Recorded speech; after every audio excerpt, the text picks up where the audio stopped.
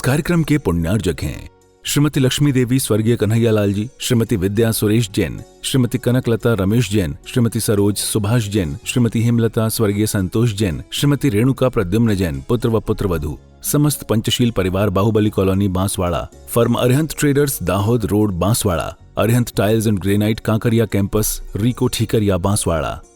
आपसे इतना ही निवेदन कर रहा हूँ, अपने घर में भी पड़ोसियों की तरह रहो। मैं तुम्हारे स्थानक में आया हूँ, कुछ छेड़छाड़ करूंगा क्या? बोलो, ये फोटो हटाऊं, ये हटाऊं, तुम कहोगे महाराज साहब निकलो यहाँ से, ध्यान रखिए।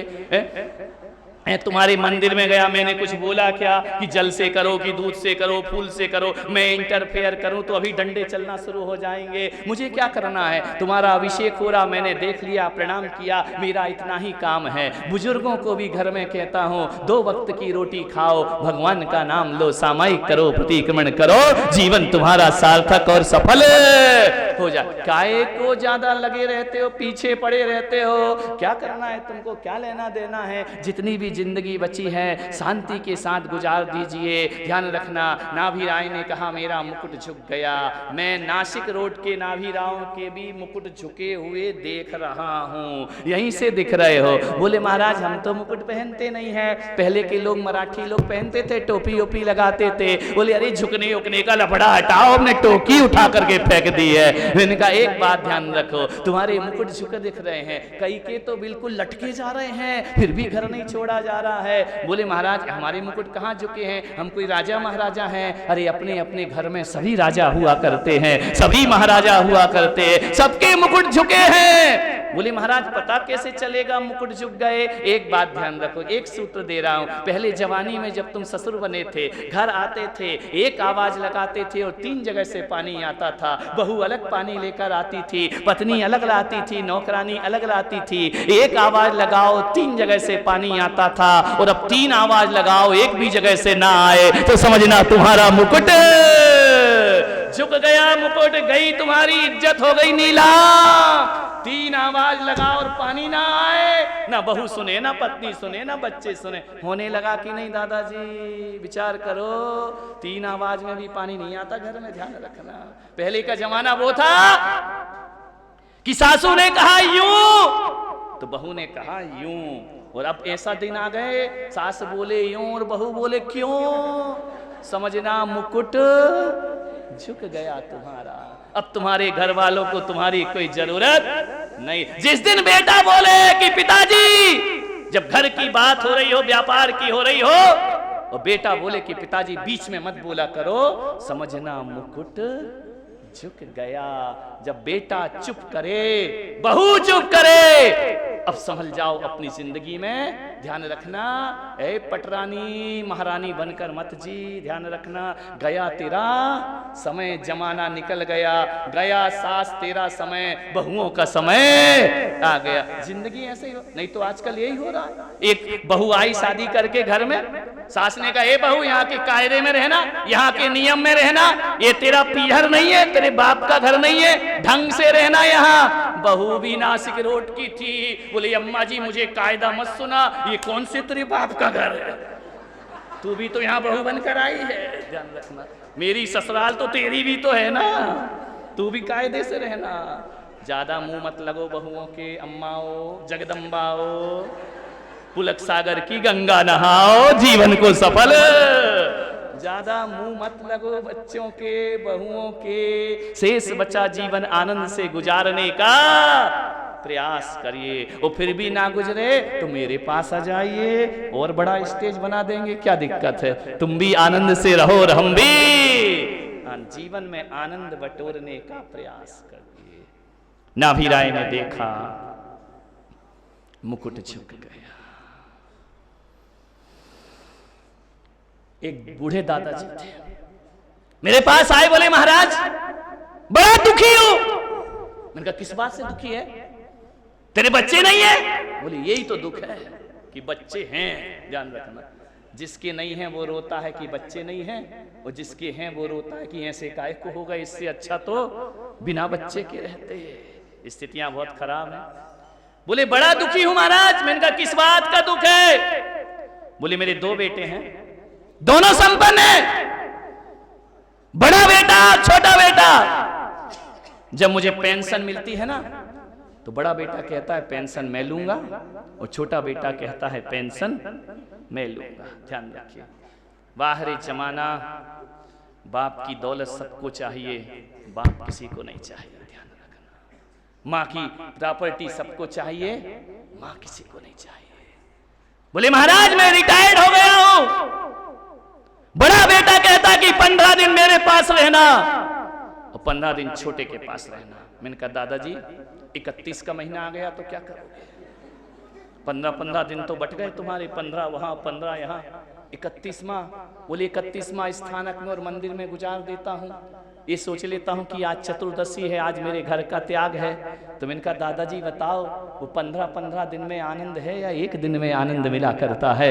बोले धर्म ध्यान में बीता एक दिन बड़ा आनंद दिया करता है, परिवार में आनंद नहीं हुआ कर। मैंने कहा दादाजी एक बात बताओ, बड़ा बेटा कहता है मुझे पेंशन चाहिए, छोटे कहता है, मैंने कहा कितनी पेंशन मिलती है? बोले 25-50 हजार। अरे मैंने कहा गजब कर दिया, 50 हजार पेंशन। मैंने कहा एक काम करो दादाजी, काय को घर में पड़े हो, काय को लड़ाई झगड़ा करते हो, मेरे जिन शरणम तीर्थ में आ जाओ, तुम्हारे लिए अच्छा स्थान बनाया है। 50 हजार पेंशन में एक आदमी की आराम से जिंदगी कट जाएगी। भगवान का भजन करना, 4 लोग सेवा करेंगे, कोई टेंशन नहीं है। बोले महाराज बात तो सही कह रहे हो। तो मैंने कहा सही कह रहा हूँ, तुम्हें फोन लगाऊं तुम्हारी व्यवस्था कराऊं उस तीर्थ पे रहने की। बोले हाँ महाराज, लेकिन क्या बात, कई बार तो लगता है कि सब छोड़ छाड़ के चला जाऊं। तो इनका फिर क्यों रुक जाता है? बोले फिर मन करता है यार मरने दो, है तो अपने। तेरा सत्यानाश है? गाली खा रहा, ताने खा रहा, बेइज्जत की रोटी खा रहा और फिर भी दिल से क्या निकल रहा है? तो मैंने कहा तुम जाओ बाहर में, तुम्हारा कल्याण होने वाला नहीं है, तुम्हारी जिंदगी वहीं गुजरेगी, तुम कुछ नहीं कर सकते अपने जीवन में। ध्यान रखना, आदमी दुखी भी है, छोड़ना भी नहीं चाहता। सकल पदार्थ या जग माही, कर्महीन नर पावत नाही। क्या क्या सुख नहीं है? कितने नादान हैं लोग जो संसार को दुखी कहते हैं। मैं पुलक सागर कहता हूं कि 52 साल की उम्र में मुझे कभी संसार दुखी नहीं लगा। मुझे तो लगता है इस संसार से खूबसूरत दुनिया में कोई चीज नहीं हुआ करती है, इस संसार से बड़ा आनंद दुनिया में कोई और नहीं हुआ करता है। एक बात याद रखना, संसार बाहर नहीं, संसार भीतर हुआ करता है।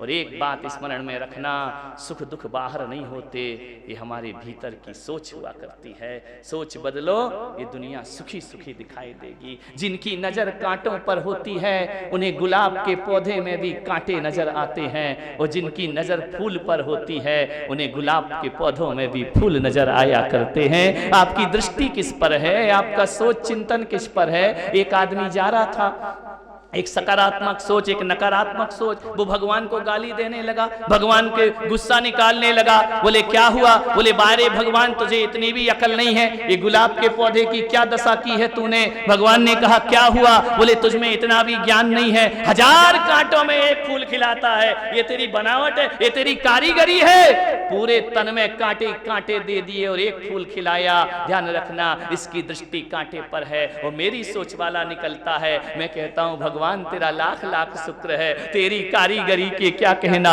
तेरी किस्मत, तेरी बनावट का क्या कहना, तेरे हुनर का क्या कहना।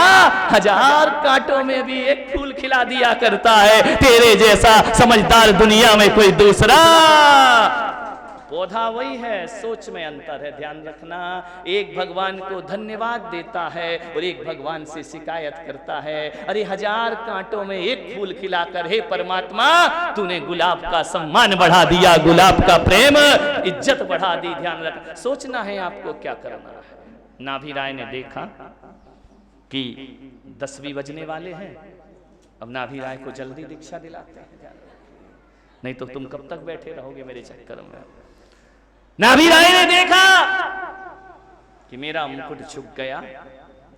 एक घटना और घटी कि उनके कान के बाल सफेद हो गए। एक बात याद रखना नासिक रोड वालों, जब भी अक्सर 90% बाल सफेद होते हैं ना तो बीच से नहीं होते, यहीं से होते हैं।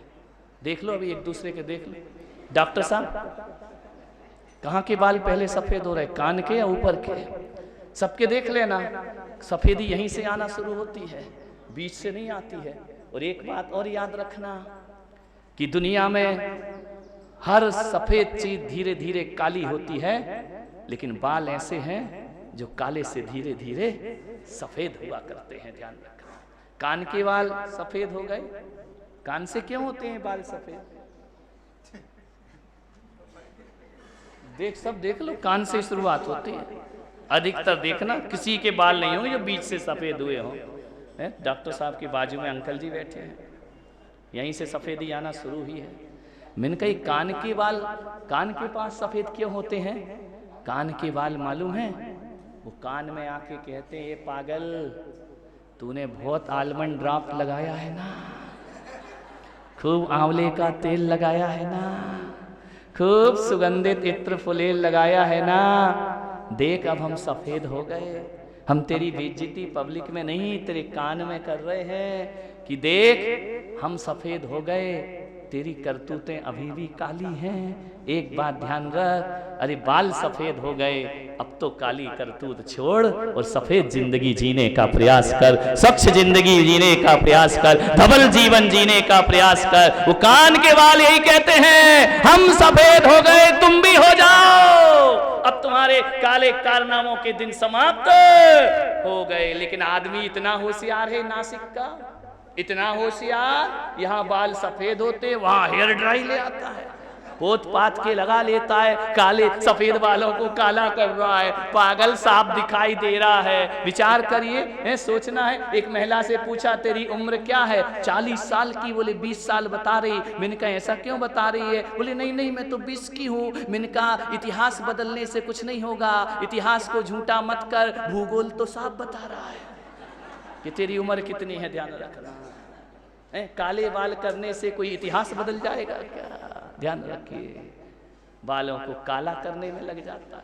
मुंह के दांत गिर जाते हैं तो ये इसलिए गिरते हैं मुंह के दांत की, अब बहुत खा लिया तुमने माल मलीदा, बहुत खा लिए कड़क कड़क सामान, अब छोड़ो, दाल रोटी खाओ। गला गला का आदमी ऐसा है, 32 ही लगवा आता है जाकर के। महिलाओं को बुढ़ापा आ जाता है, बंबई चली जाती है, पूरी स्किन प्लास्टिक सर्जरी। अब कितना भी करा लो, सच्चाई छुप नहीं सकती झूठे उसूलों से, और खुशबू आ नहीं सकती कागज के फूलों से। ध्यान रखिए, एक बात सोचना है, जिंदगी को समझने का प्रयास। पक गई ना, खेत में फसल पकती है तो काट लो, काटोगे नहीं तो सड़ जाएगी वो फसल, ध्यान रखना। बाल पक गए, जिंदगी को खत्म। हमारे एमपी में क्या होता है, तुम्हारे यहाँ मुझे नहीं मालूम है क्या होता है, कि वहां जब भोजन परोसा जाता है ना, तो सबसे पहले रोटी आती है, सब्जी आती है, दाल आती है, फिर मीठा नमकीन आता है, उसके बाद लास्ट फल फ्रूट आते हैं, उसके बाद लास्ट में क्या परोसा जाता है? चावल। समझ में आ रहा? तुम्हारे यहाँ क्या होता है?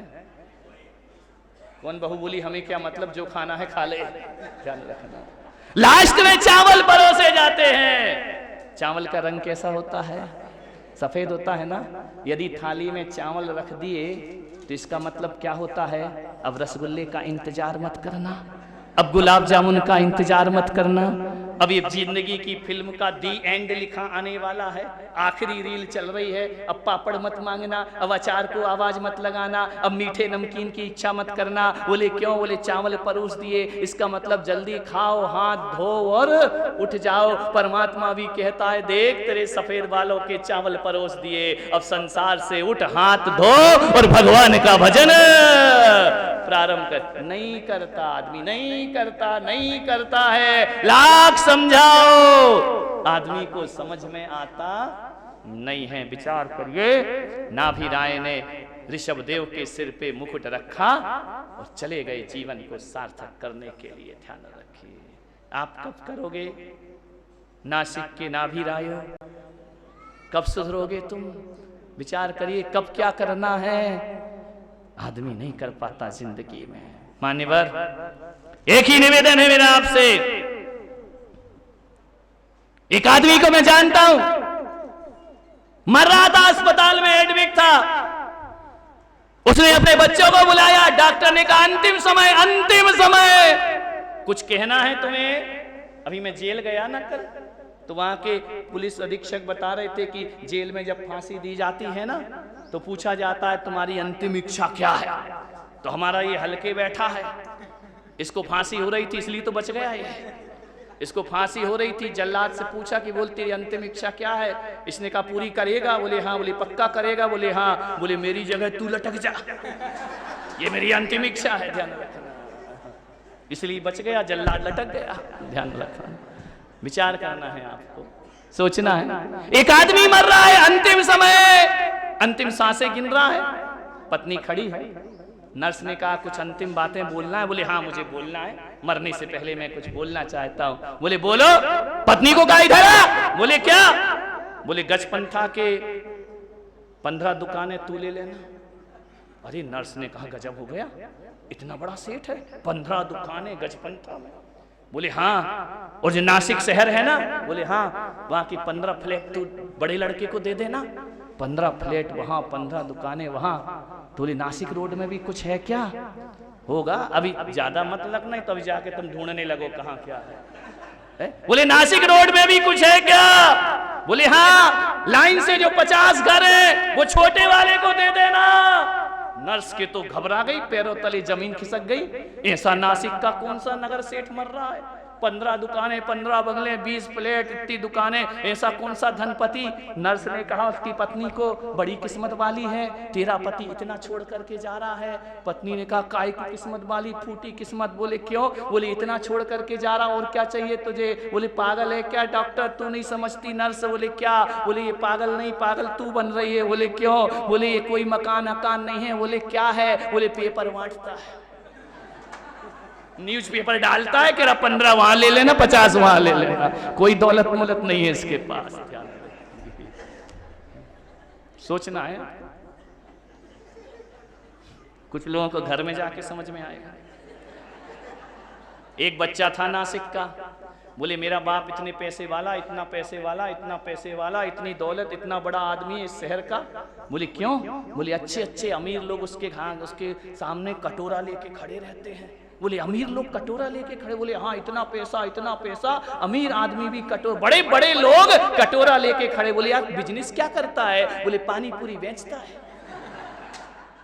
इस कार्यक्रम के पुण्यार्जक थे श्रीमती लक्ष्मी देवी स्वर्गीय कन्हैयालाल जी, श्रीमती विद्या सुरेश जैन, श्रीमती कनकलता रमेश जैन, श्रीमती सरोज सुभाष जैन, श्रीमती हेमलता स्वर्गीय संतोष जैन, श्रीमती रेणुका प्रद्युम्न जैन, पुत्र व पुत्रवधू, समस्त पंचशील परिवार, Bahubali colony Banswara, firm Arihant traders, Dahod road Banswara, Arihant tiles and granite, Kankaria campus, RIICO Thikariya Banswara.